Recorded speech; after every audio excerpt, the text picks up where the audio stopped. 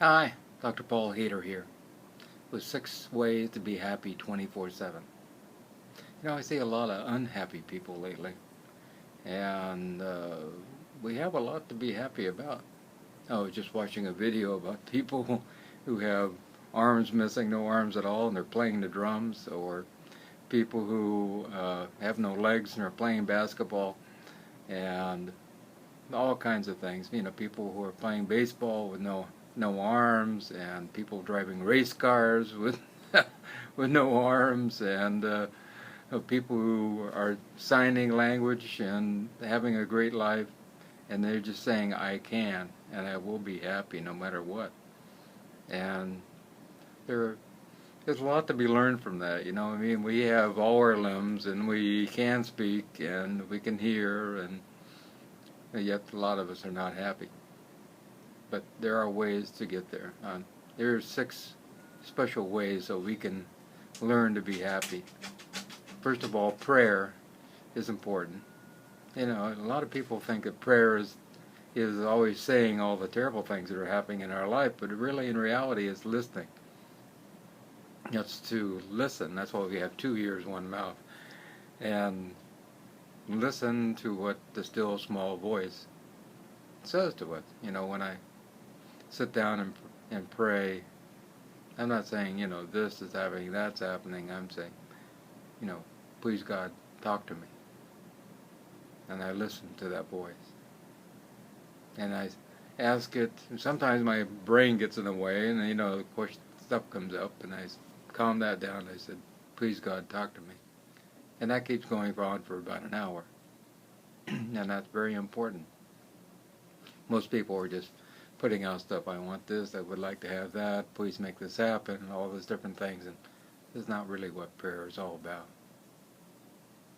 It's also, the second thing is meditation. We have to cleanse ourselves of all this chatter that goes on in our head. And we have the monkey mind, or the chatter mind. It's always going. It's thousands upon thousands of little thoughts running through our head, and they drive us kind of crazy, and it doesn't allow us to be happy at any time, shape or form or anything. But when we can calm that down with meditation, and the ones I like is Vipassana, which is wonderful, and TM, which is also great, and they can get rid of the monkey mind. It's about just bringing ourselves back to either a breathing or a mantra, and allowing all the thinking to just basically kind of let go for a while, and it's to reset that brain. And it's kind of like having a computer, and when you have a computer going and you open up a whole bunch of different applications, all of a sudden the computer stops, and that's what happens with us. We get so much going on in our head, and we go, we're not very happy, and we're upset. And that doesn't allow for peace to filter in. Doesn't allow for God to filter in, which is that peace. So just learning meditation and doing it for 30, I recommend 45 minutes right now with what's going on in the world, 45 minutes in the morning and 45 minutes in the evening. I do an hour every morning and evening, and it's a godsend, no doubt about it.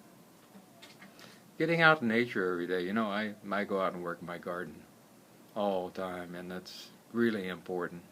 I was just out this morning trimming off banana leaves and taking down particular cuttings of plants and doing what I need to do out in the garden. And that makes me happy. It makes me feel peaceful inside. And a lot of people have forgotten to get out in nature, especially if people live in a big city. That a lot of times we forget to go out and walk in the park. Central Park in New York is great. There's lots of great parks in just about every big city, so it's really vital to get out in nature. You can just feel your blood pressure coming down when you get out in nature. It really does work to make a person happy. The fourth thing is to be giving. When we give to help somebody of our time and give of our love, or give of our patience and understanding, It makes us happy. There's no doubt about it. The Power of Giving is a book by a friend of mine, and it, the one receiving actually gets less than the one actually giving, because we feel happy in our heart that we're making a difference for somebody.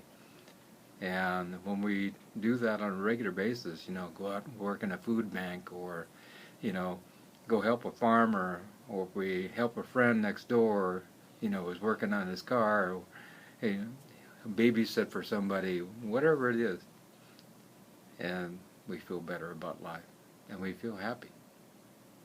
And this is very important. Number 5, stop watching the news.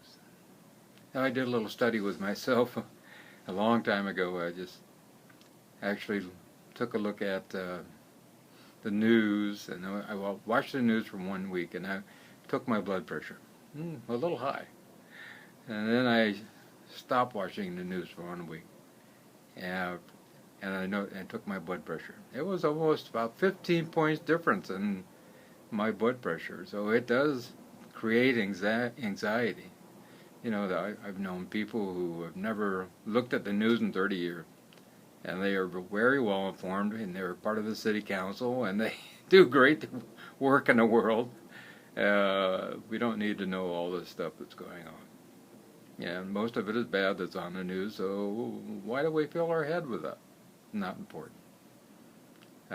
Somebody will tell you about it if it's really important. There's no doubt about that. So I really highly recommend stop watching the news, because it just agitates a person and makes people upset. And TV in general is not a good thing to watch. If I want to watch a movie, I'll watch a movie. And I'm picky about those movies also.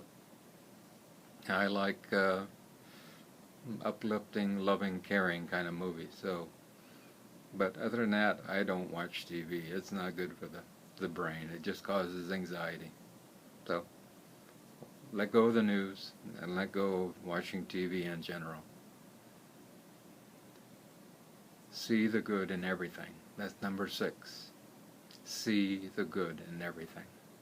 Now that's sometimes kind of hard, because we have a hard time turning this around, that something good is going to come out of this in the long run. But how do we know what's going to happen 1,000 years from now? How do we know what's going to happen in, 5 years from now, that will trickle down from this whole process of whatever happened? Well, how do we know what's going to happen 2 years from now, or 1 year from now, or even 2 weeks from now? But if we just know that something good will come out of this in the long run. Even when my dad died of a heart attack at 57, I thought it was a terrible thing, until a good friend of mine, VJ, he told me, your dad had heart attacks in order to awaken you, so that you can go out and help other people. And it was like, I was always already on this road, and it was a great aha moment. Yes, that was part of the plan. That was part of the divine process that was supposed to happen, and everything is the way it's supposed to be. I still miss my dad. I talk to him on a regular basis. I know he's on the other side. But there was a great plan involved in order to bring something into fruition. And I have to have faith with that. So all these 6 things, all these 6 processes of prayer, meditation, being out in nature, I'm really emphatic about that, about giving, and we need to give more every day.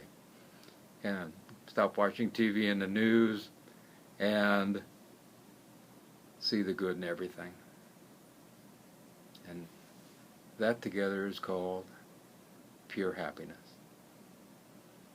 And it's interesting, when you meditate, you can meditate and you can have all of a sudden have joy come from the inside out and just spread like wildfire throughout the body and the mind and the spirit.